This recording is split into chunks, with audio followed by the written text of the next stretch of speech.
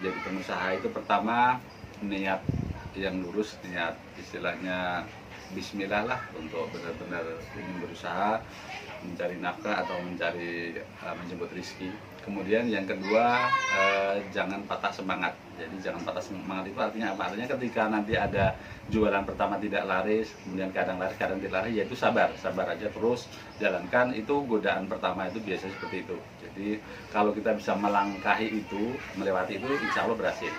Kemudian yang kedua, fokus dalam satu usaha itu fokus dulu sampai benar-benar berhasil. Itu jangan nengok yang lain dulu, itu fokus saja.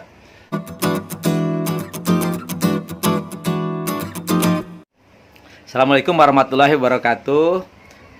Selamat bertemu kembali di channel Berani Jadi Pengusaha. Jadi hari ini saya mau ngobrol-ngobrol dengan Pak Sobur ya, yang punya bisnis gerobakan. Nanti akan dijelaskan bagaimana bisnisnya dan bagaimana peluang usahanya. Monggo Pak Sobur bisa memperkenalkan diri dan usahanya apa gitu. Iya, terima kasih Pak. Assalamualaikum warahmatullahi wabarakatuh. Nama saya Sobur, asli dari Sleman, Jogja. Menggeluti usaha tahu golek, tahu crispy itu mulai tahun 2012 sampai sekarang. Alhamdulillah sudah ada sekitar 130-an mitra lebih itu yang bergabung sama kita. Jadi menyebar dari wilayah Bekasi, Cikarang, Jawa Barat, kemudian sampai daerah Jawa Tengah, Jogja, sampai ke Sumatera, ke Lampung sudah ada cabang, Pak.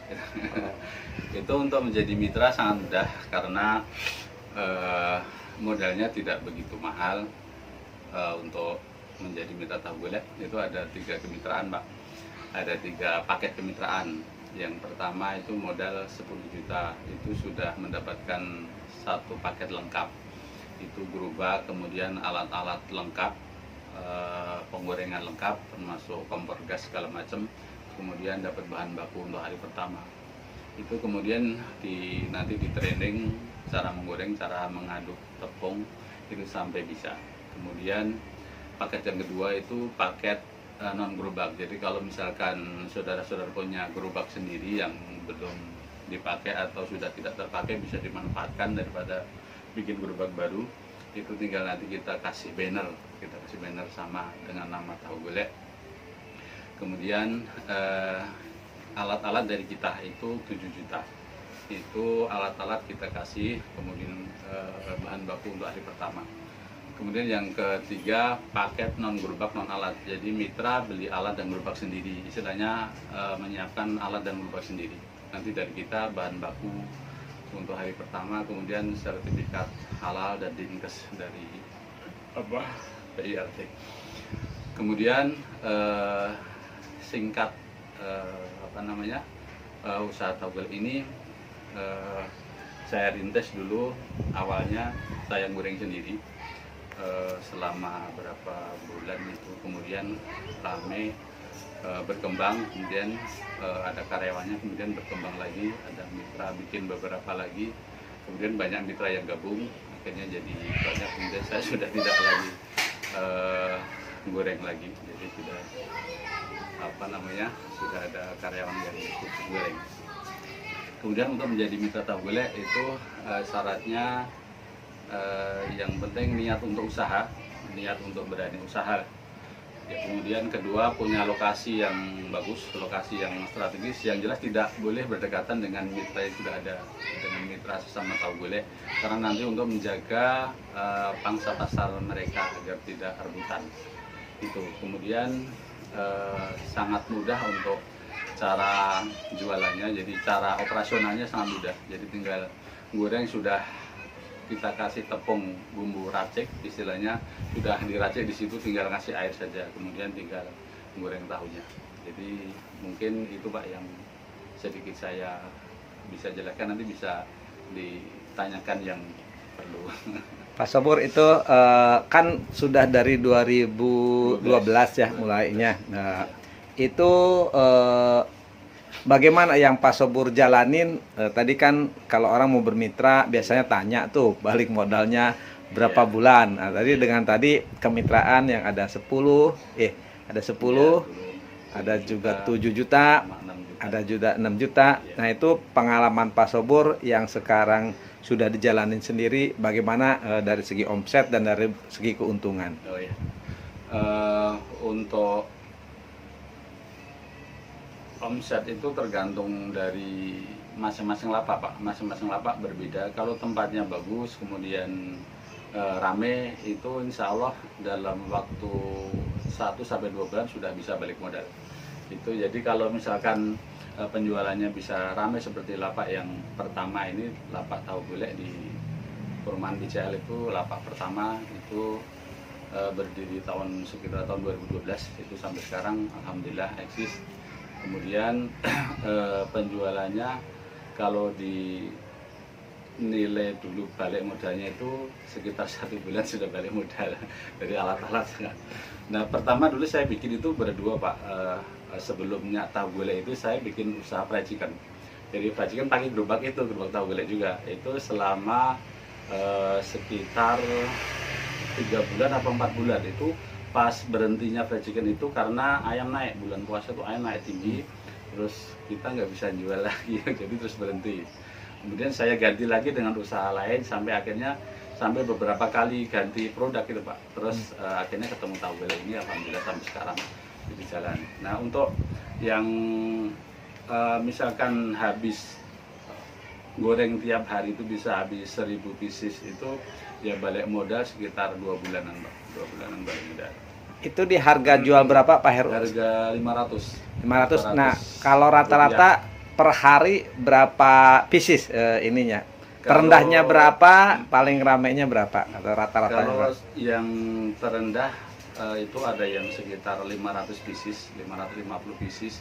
Ya. Kemudian yang paling rame itu satu hari itu bisa sekitar 4000 pieces. Di Jakarta itu ada yang 4000 pieces. Oh, 4000. Jadi ya, dan jualnya sudah 2003. Kalau yang di Cikarang semua masih 500 lah, masih 500 rupiah. Itu rata-rata habisnya di atas 1000, ya, sampai 2000, ada yang 3000. Kalau yang di BCL itu sampai 3000, kadang lebih, tergantung hari. Itu kalau di luar tadi kan kemitraan. Kalau pengalaman Pak Heru, sewa tempat berapa, terus aturan sama yang apa pekerjanya, yang karyawan gimana tuh, Pak? Bisa Kalau dijelaskan? sewa tempat itu, kalau di pinggir jalan itu yang selama ini rata-rata 500 lah per bulan, 500 per bulan. Kemudian kalau di Alfamart, Indomaret itu kalau sekarang kalau tidak salah 700-an, 650 sampai 700-an. Itu insya Allah cover. Kalau untuk sewa 500 per bulan itu minimal kita ya jual 7 box lah, atau sekitar 700 pieces lah, itu sudah bisa cover. Nah, untuk karyawan itu tergantung dari mitra, tergantung dari yang punya, itu mau sistem gaji atau sistem bagi hasil, itu tergantung kesepakatan dari karyawan sama yang punyanya. Kalau yang Pak Heru Pak Sobur sendiri gimana ini? Kalau yang saya itu saya bagi hasil, jadi per box, per apa istilahnya, satu box itu kan isinya sekitar 190-an lah, 197 kalau tidak salah. Itu per box saya untuk yang goreng itu 10.000. Jadi kalau satu hari minimal itu biasanya habis ya 15 box. Itu sampai kalau hari-hari libur biasanya sampai 25 box. Jadi satu boxnya 10.000. Pak Sobur, itu kalau jadi mitra apa aja tadi yang disuplai dari Pak Sobur? Yang disuplai untuk wilayah Cikarang, Bekasi itu tahu sama tepung dari kita. Jadi mitra nanti beli tepung sama tahu. Kalau tepung wajib dari pusat, kalau tahu bebas, Pak. Tahu bebas, jadi bisa nyari sendiri. Kalau misal untuk wilayah kita jangkau, itu kita suplai dari kita untuk tahu. Jadi harga lebih murah dari di pasar. Jadi masih bisa jual 500 rupiah per pieces. Kalau modal tahu sekarang itu tidak sampai 200 dari kita, yang kita supply itu tidak sampai 200 per pieces. Itu kalau modal pokoknya ya, kan jualan 500, itu berapa sih Pak rata-rata? Di angka Modal berapa? pokoknya, Ya. total sama minyak segala macam ya? Iya. Itu modal pokoknya ya sekitar tidak nyampe 300, Pak. Paling banyak 300 rupiah. Paling banyak 300 rupiah. Oh, jadi per pieces bisa dapat 200 lah. Kurang lebih 200-an. itu juga tergantung kita bisa irit cabai, minyak sama gas. Karena ada kalau bisa apa istilahnya pada waktu goreng itu sampai tiris, minyak sampai tiris itu nanti bisa irit. Kemudian gasnya juga harus sampai benar-benar habis, itu bisa irit, sama cabenya itu harus diirit juga. Itu kalau tergantung itu juga untuk apa keuntungannya itu. Jadi bisa banyak atau enggaknya tergantung kita dalam boros bahan bakunya, termasuk tepung. Kalau tepungnya kita kasihnya boros crispy-nya banyak, itu juga boros mempengaruhi dari keuntungan itu. Ya, baik Pak Sobur, boleh diceritakan dulu gimana sih awalnya kok Pak Sobur tiba-tiba ke tahu, atau sebelumnya gimana tuh ceritanya sampai ke tahu apa golek ini? Ya, awalnya pertama saya ikut training motivasi jadi pengusaha juga Pak, di waktu itu di Cikarang juga, termasuk saya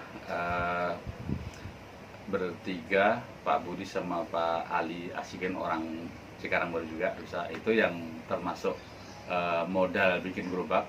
Itu setelah training gitu Pak, training motivasi jadi pengusaha, itu kita langsung praktek. Kita modal bareng bikin gerobak, mau buka usaha peracikan. Nah, kemudian berjalan sampai sekitar 4 bulanan itu berjalan. Kemudian karena ayam naik itu kita kehabisan modal, kita berhenti Pak. Nah, berhenti itu selang berapa waktu lagi kita ganti jus buah. Saya pakai untuk jus buah di BCL juga. Kemudian sampai beberapa bulan itu sekitar mungkin baru 3 bulanan itu saya berhenti, ganti lagi untuk gorengan macam-macam. Kemudian gorengan macam-macam itu karena apa namanya, istilahnya terlalu capek bikin itu, wah ini nggak pas buat saya. Kemudian saya ganti lagi, saya bikin angkringan, usaha angkringan. Itu angkringan itu sampai jalan ada sekitar juga 4 bulanan itu. Kemudian saya nyoba tahu ini asal mulanya ketika saya beli itu di daerah Bekasi Barat Pak. Dulu saya beli tahu, mereknya saya lupa, itu kalau nggak salah tahu Gubang itu. Kemudian kok rame dan enak. Kemudian saya coba bikin apa istilahnya, bikin resepnya seperti apa. Saya coba sampai berapa kali coba gagal, berapa kali coba gagal, tapi saya nggak putus asa. Saya coba lagi sampai berhasil. Saya suruh tetangga sama teman itu saya nyoba, udah sudah bagus. Kemudian tahun 2012 itu saya coba jual. Kemudian alhamdulillah hari pertama itu habis sekitar kalau nggak salah 3 box, itu sekitar 300-an pieces. Kemudian keduanya naik lagi sampai 1 bulan itu sudah sampai 10 box, udah 1000 lebih Pak, 1 bulan itu. Jadi kemudian ada kisah yang istilahnya unik ya. Kalau dalam orang usaha itu harus siap. Dulu pernah ketika awal-awal jualan itu saya istilahnya ada yang ganggu ya. Jadi pertama tahu dikirim itu langsung ada belatung Pak. Ada belatung. Jadi barangkali saya nanya ke pabrik tahunya, ini tahu baru apa ya kemarin? Baru itu baru tapi ada belatung sampai 2 kali itu. Kemudian ya saya rupiah, dibacain yang saya bisa gitu Pak. Kemudian banyak doa itu hilang. Kemudian selang berapa bulan begitu lagi ternyata barangkali ada ya pesaing yang masuk, ternyata ada pesaing yang masuk ya Pak itu. Tapi alhamdulillah karena pertolongan Allah hilang. Kemudian awal-awal jadi kemitraan banyak, saya franchise kan, ibaratnya jadi bikin kemitraan ya Pak istilahnya. Saya franchise tapi ya bukan franchise lah, soalnya nggak ada royalti buat kami. Jadi itu awalnya kisahnya begini, saya jualan 1 bulan itu pas waktu itu mau lebaran haji seperti ini. Itu mau pulang kampung ya Pak, mau pulang kampung, punya duit pas cuman istilahnya buat ongkos PP lah, sama buat inilah makan sedia di sana. Tapi saya urungkan karena pas waktu itu mau hari kurban ya Pak, hari itulah kan saya buat beli kurbannya, saya nggak jadi pulang kampung, itu habis duitnya benar-benar habis. Saya buat beli kambing kurban, udah gitu saya kurban di sini. Kemudian setelah hari kurban itu ada mitra teman saya yang ikut mitra, jadi saya langsung dapat duit balik dari situ, langsung dibalikin 2 kali lipat. Kemudian setelah itu saya ide untuk bikin kemitraan, saya bikin franchise, alhamdulillah terus banyak yang ikut, kemudian teman-temannya banyak, akhirnya menyebar, akhirnya sampai jadi banyak. Itulah barangkali Allah tolong dengan istilahnya, dengan sebab apa ya mementingkan istilahnya perintah Allah kita pentingkan, kemudian Allah tolong kita, seperti itu. Jadi jalan yang ini benar-benar Allah kasih kemudahan, jadi sehingga ketika Allah mudahkan ya mudah.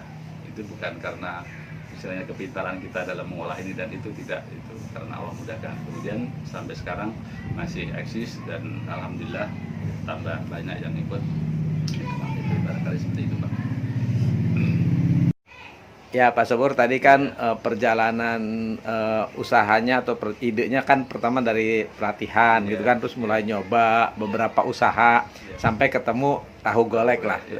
Apa tuh pesan-pesannya buat teman-teman yang sekarang kalau mau bisnis gimana tuh menurut Pak Sobur? Jadi untuk teman-teman yang minat buka usaha atau jadi pengusaha, itu pertama niat yang lurus, niat istilahnya bismillah lah untuk benar-benar ingin berusaha mencari nafkah atau mencari menjemput rezeki. Kemudian yang kedua, jangan patah semangat. Jadi jangan patah semangat itu artinya apa? Artinya ketika nanti ada jualan pertama tidak laris, kemudian kadang laris, kadang tidak laris, yaitu sabar aja, terus jalankan. Itu godaan pertama itu biasanya seperti itu. Jadi kalau kita bisa melangkahi itu, melewati itu, insya Allah berhasil. Kemudian yang kedua, fokus dalam satu usaha itu, fokus dulu sampai benar-benar berhasil. Itu jangan nengok yang lain dulu, itu fokus saja. Kemudian yang ketiga, itu kan sisi usaha kita. Untuk usaha apapun itu kualitas kita jaga, kemudian servis kita yang baik. Kalau makanan ya rasa dan kebersihan itu kita istilahnya kita jaga baik-baik, dan kualitas itu untuk istilahnya menjamin konsumen itu puas. Kemudian yang paling utama untuk kalau dalam sisi kita sebagai manusia yang beriman ya kita ke atas, istilahnya kita bergantung kepada Allah ke atas. Jadi istilahnya marketing langit kita harus benar-benar pakai juga. Jadi doa, kemudian dibantu dengan sedekah, insya Allah kita akan jalan. Gitu, Pak. Jadi jangan sampai ada putus asa ketika kita lagi down usaha itu, apalagi kondisi sulit sekarang ini, itu tetap saja bertahan. Itu sudah alhamdulillah bisa bertahan, dan jangan berputus asa, tetap saja jalankan itu, insya Allah berhasil kalau sudah bisa melewati itu. Oke, terima kasih Pak Sobur. Mudah-mudahan obrolan ini bisa menginspirasi teman-teman yang saat ini mencari usaha atau sekarang mungkin sedang usaha dalam kondisi sedang terpuruk. Terima kasih. Assalamualaikum warahmatullahi wabarakatuh. Waalaikumsalam warahmatullahi wabarakatuh.